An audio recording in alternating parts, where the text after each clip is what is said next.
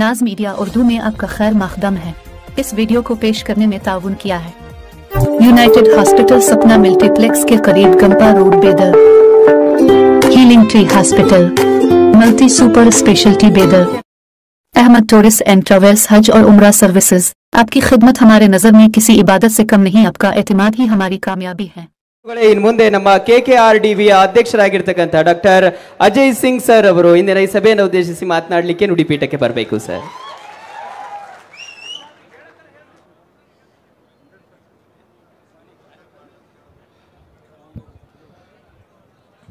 ಈ ಒಂದು ಬೃಹತ್ ಸಮಾವೇಶದ ಕೇಂದ್ರ ಬಿಂದುಗಳಾಗಿರುವಂತಹ ಕಾಂಗ್ರೆಸ್ ಪಕ್ಷದ ಅಭ್ಯರ್ಥಿಗಳು, ಯುವಕರು, ನ್ಯಾಯವಾದಿಗಳು ಆಗಿರುವಂತಹ ಸಾಗರ್ ಈಶ್ವರ್ ಖಂಡ್ರೆ ಅವರೇ, ಹಾಗೂ ಸಮಯವೊಂದು ಅಭಾವ,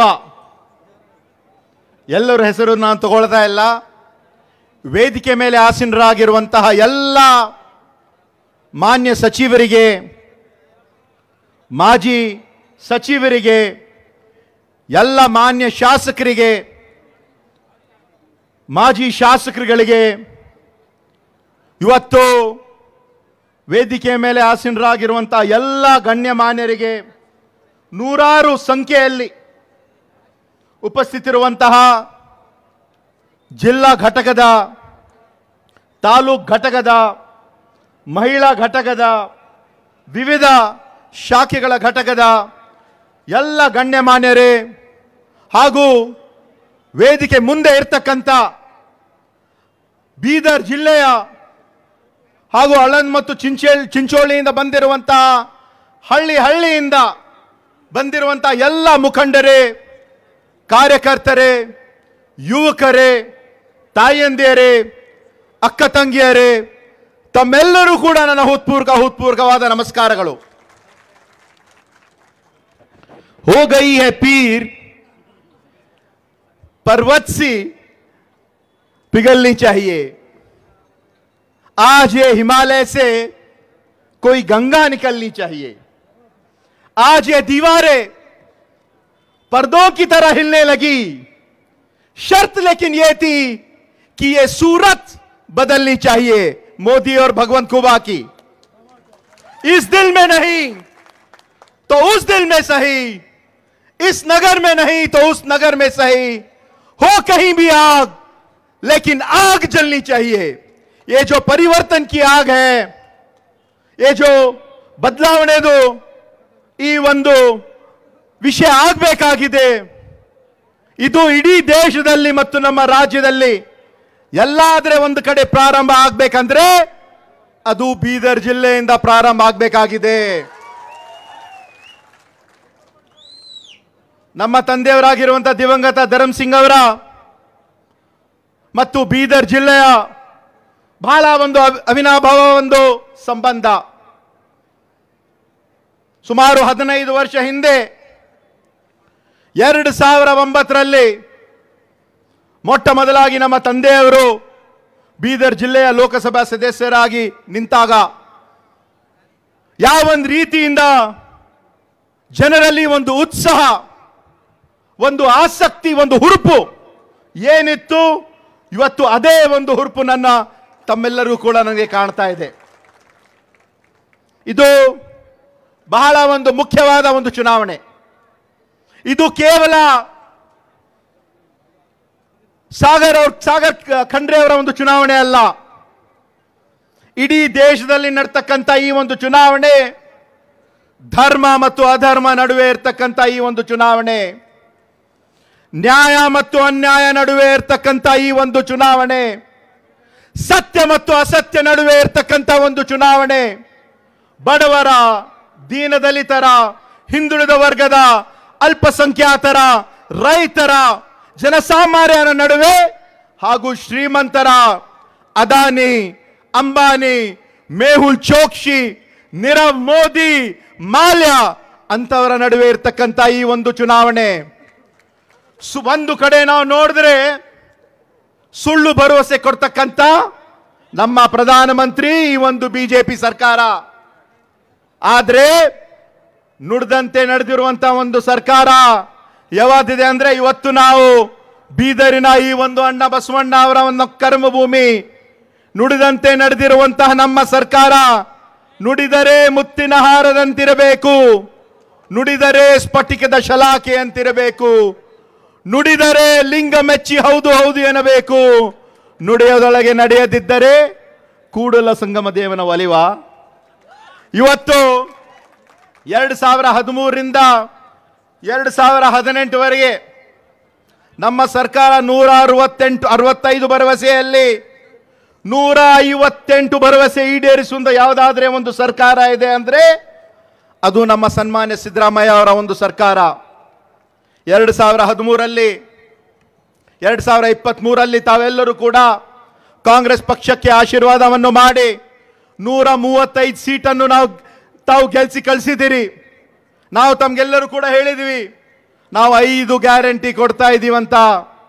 ಇವತ್ತು ಎಲ್ಲ ಕೊಟ್ಟಿದ್ದೀವಲ್ಲ, ಪ್ರತಿಯೊಬ್ಬರಿಗೆ ಇಲ್ಲಿ ಇರ್ತಕ್ಕಂಥ ಮಹಿಳೆಯರಿಗೆ ಎಲ್ಲರಿಗೂ ನಾವು ಮುಟ್ಟಿಸಿದ್ದೀವಿ. ಆದರೆ 2014ರಲ್ಲಿ ಪ್ರಧಾನಮಂತ್ರಿ ನರೇಂದ್ರ ಮೋದಿ ಅವರು ಎಲ್ಲರಿಗೆ ಸುಳ್ಳು ಆಶ್ವಾಸನೆಯನ್ನು ಕೊಟ್ಟವರೇನು ಹೇಳಿದ್ರು, भाइयों और बहनों आप हमको वोट दो, हम आप सब लोगों को, पूरे युवकों को 2 करोड़ जॉब्स देंगे. 2 ಕೋಟಿ ಪ್ರತಿ ವರ್ಷ ಯುವಕರಿಗೆ ನಾವು ಉದ್ಯೋಗ ಕೊಡ್ತೀವಿ ಅಂತ ಹೇಳಿದ್ರು. ಕೊಟ್ರ ಅವರು? ಸಿಕ್ತಾ ಯಾರಿಗಾದ್ರೆ? 10 ವರ್ಷದಲ್ಲಿ 20 ಕೋಟಿ ಉದ್ಯೋಗ ಸೃಷ್ಟಿಯಾಗಬೇಕಾಗಿತ್ತು.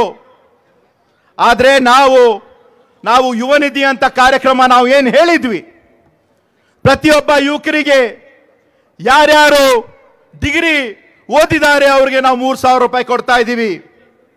ಡಿಪ್ಲೊಮಾ ಓದಿದವರಿಗೆ 1,500 ರೂಪಾಯಿ ಕೊಡ್ತಾ ಇದ್ದೀವಿ. ಕರ್ನಾಟಕ ರಾಜ್ಯದಲ್ಲಿ ಈಗಾಗಲೇ 5,29,000 ಜನ ಯುವಕರು ನೋಂದಣಿಯನ್ನು ಮಾಡಿದ್ದಾರೆ. ಅವ್ರಿಗೆಲ್ಲರಿಗೂ ಕೂಡ ನಾವು ಅನುಕೂಲ ಮಾಡಿಕೊಡ್ತಾ ಇದ್ದೀವಿ. ಈ ಬಾರಿ ನಮ್ಮ INDIA ವತಿಯಿಂದ, ನಮ್ಮ ಕಾಂಗ್ರೆಸ್ ಪಕ್ಷದ ವತಿಯಿಂದ ಕೇಂದ್ರ ಸರ್ಕಾರದಲ್ಲಿ ಯುವ ನ್ಯಾಯ ಅಂತ ನಾವು ಘೋಷಣೆ ಮಾಡಿದ್ದೀವಿ. ಯುವಕರಿಗೆ ಪ್ರತಿ ವರ್ಷ ಅಪ್ರೆಂಟಿಸ್ಶಿಪ್ ನಾವು 1 ಲಕ್ಷ ರೂಪಾಯಿ ಕೊಡ್ತಾ ಇದ್ದೀವಿ. ಇದೆಲ್ಲ ಯಾರಿಗೋಸ್ಕರ ನಾವು ಮಾಡ್ತಾ ಇದ್ದೀವಿ? ಇವತ್ತು ಇಲ್ಲಿ ಇರ್ತಕ್ಕಂಥ ಮಹಿಳೆಯರಿಗೋಸ್ಕರ ಅನುಕೂಲ ಆಗಬೇಕು ಅಂತ ಅವರಿಗೆ ಸುಮಾರು ಈ ವರ್ಷ ನಾವು 24,000 ಕೋಟಿ ನಮ್ಮ ಬಜೆಟ್ ಅಲ್ಲಿ ಅನುದಾನವನ್ನು ಇಟ್ಟಿದ್ದೀವಿ. ಕರ್ನಾಟಕ ರಾಜ್ಯದಲ್ಲಿ ಇರ್ತಕ್ಕಂಥ 1,28,00,000 ಮಹಿಳೆಯರಿಗೆ ಪ್ರತಿ ವರ್ಷ 24,000 ನಾವು ಕೊಡ್ತಾ ಇದ್ದೀವಿ. ಅದು ಗೃಹಲಕ್ಷ್ಮಿ ಯೋಜನೆ. ಇವತ್ತು ಮಹಾಲಕ್ಷ್ಮಿ ಯೋಜನೆಯಲ್ಲಿ ಇಡೀ ದೇಶದಲ್ಲಿ ತಾವೆಲ್ಲರೂ ನಮಗೆ ಆಶೀರ್ವಾದ ಮಾಡಿದರೆ ತಾವು ಖಂಡಿತ ಮಾಡ್ತೀವಿ ಅಂತ ಸಂಪೂರ್ಣವಾದ ಒಂದು ಭರವಸೆ ಇದೆ. ಪ್ರತಿಯೊಬ್ಬರು ಬಡ ಒಂದು BPL ಮಹಿಳೆಯರಿಗೆ ಪ್ರತಿ ವರ್ಷ 1 ಲಕ್ಷ ರೂಪಾಯಿ ನಾವು ಕೊಡ್ತಾ ಇದ್ದೀವಿ. 1 ಲಕ್ಷ ರೂಪಾಯಿ. ಈ ಒಂದು ಚುನಾವಣೆ ಬಹಳ ಒಂದು ಪ್ರತಿಷ್ಠೆ ಇರ್ತಕ್ಕಂಥ ಒಂದು ಚುನಾವಣೆ. ನಾವೆಲ್ಲರೂ ಕೂಡ ಹಳ್ಳಿಗೆ ಹೋಗಬೇಕು, ಎಲ್ಲ ಕಡೆ ನಾವು ಹೋಗಬೇಕು, ಜನರಿಗೆ ತಿಳಿಸ್ಬೇಕು, ನಾವು ಕೊಟ್ಟಿರುವಂಥ ಗ್ಯಾರಂಟಿಗಳ ಬಗ್ಗೆ ಅವರೆಲ್ಲ ಹೇಳಬೇಕಾಗ್ತದೆ. ಇವತ್ತು ಅಭ್ಯರ್ಥಿ ಎಲ್ಲ ಕಡೆ ಹೋಗೋಕ್ಕಾಗಲ್ಲ. ನೀವೆಲ್ಲರೂ ಕೂಡ ಹಳ್ಳಿಗೆ ಮುಟ್ತಕ್ಕಂಥ ಒಂದು ವಿಶೇಷವಾಗಿ ನಾವು ಹೋಗಲೇಬೇಕಾಗ್ತದೆ.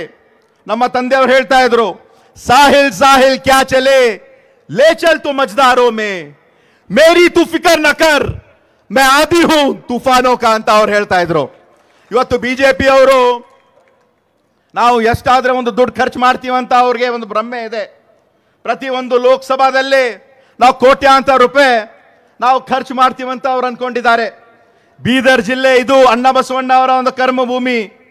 ತಾವು ಎಷ್ಟು ಖರ್ಚು ಮಾಡಿದ್ರು ಏನೋ ಪ್ರಯೋಜನ ಆಗಲ್ಲ. ಪಾಪಿಯ ಧನ ಪ್ರಾಶ್ಚಿತಲ್ಲದೆ ಸತ್ಪಾತ್ರಕ್ಕೆ ಸಲ್ಲದಯ್ಯ, ನಾಯಿಯ ಮೊಲೆ ಹಾಲು ನಾಯಿ ಮರಿಗಲ್ಲದೆ ಪಂಚಾಮೃತಕ್ಕೆ ಸಲ್ಲದಯ್ಯ, ನಮ್ಮ ಕೂಡಲ ಸಂಗನ ಶರಣಿಗಲ್ಲದೆ ಮಾಡುವ ಅರ್ಥ ವ್ಯರ್ಥ ಕಂಡಯ್ಯ. ಅವ್ರು ಏನ್ ಮಾಡಿದ್ರು ಕೂಡ ಬಿಜೆಪಿ ಅವರು ಬೀದರ್ ಜಿಲ್ಲೆಯಲ್ಲಿ ವ್ಯರ್ಥ. ಇವತ್ತು ನಾವೆಲ್ಲರೂ ಸೇರಿ ಈ ಒಂದು ಚುನಾವಣೆ ಬಹಳ ಒಂದು ಪ್ರತಿಷ್ಠೆ ಇರ್ತಕ್ಕಂಥ ಒಂದು ಚುನಾವಣೆ. ವೇದಿಕೆ ಮೇಲೆ ಇರ್ತಕ್ಕಂಥ ಎಲ್ಲ ಮುಖಂಡರು ನಾವು ಎಲ್ಲರೂ ಒಗ್ಗಟ್ಟಾಗಿ ಕೆಲಸವನ್ನು ಮಾಡಿ ಒಬ್ಬ ಯುವಕ ಸಾಗರ್ ಖಂಡ್ರೆಗೆ, ಯಾಕಂದ್ರೆ ಒಬ್ಬ ನ್ಯಾಯವಾದಿ, ನಾನು ಜೊತೆ ಸಮಾಲೋಚನೆಯನ್ನು ಮಾಡಿದ್ದೀನಿ. ಈಗಾಗಲೇ ಸುಭಾಷ್ ರಾಥೋಡ್ ಅವರು ಬಹಳ ಒಳ್ಳೆಯ ರೀತಿಯಿಂದ ಅವ್ರು ಹೇಳಿದ್ರು, ನಾವು ಎಲ್ಲರೂ ಸೇರಿ ಒಗ್ಗಟ್ಟಾಗಿ ಈ ಒಂದು ಚುನಾವಣೆಯಲ್ಲಿ ಕೆಲಸ ಮಾಡಿ ಸಾಗರ್ ಖಂಡ್ರೆ ಅವರಿಗೆ ಕೇವಲ ಗೆಲ್ಸದಷ್ಟೇ ಅಲ್ಲ, ಪ್ರಚಂಡ ಬಹುಮತದಿಂದ ಗೆಲ್ಸೋಣ ಅಂತ ಹೇಳಿ ಎರಡು ಮಾತನ್ನು ಮುಗಿಸುತ್ತೇನೆ. ಜೈ ಹಿಂದ್, ಜೈ ಕರ್ನಾಟಕ, ಜೈ ಕಾಂಗ್ರೆಸ್. KKRDBಯ ನಮ್ಮ ಅಧ್ಯಕ್ಷರು ಡಾಕ್ಟರ್ ಅಜಯ್ ಸಿಂಗ್ ಸರ್ ಅವರು ಇಂದಿನ ಈ ಸಭೆಯನ್ನು ಉದ್ದೇಶಿಸಿ ಮಾತನಾಡಿದ್ದಾರೆ.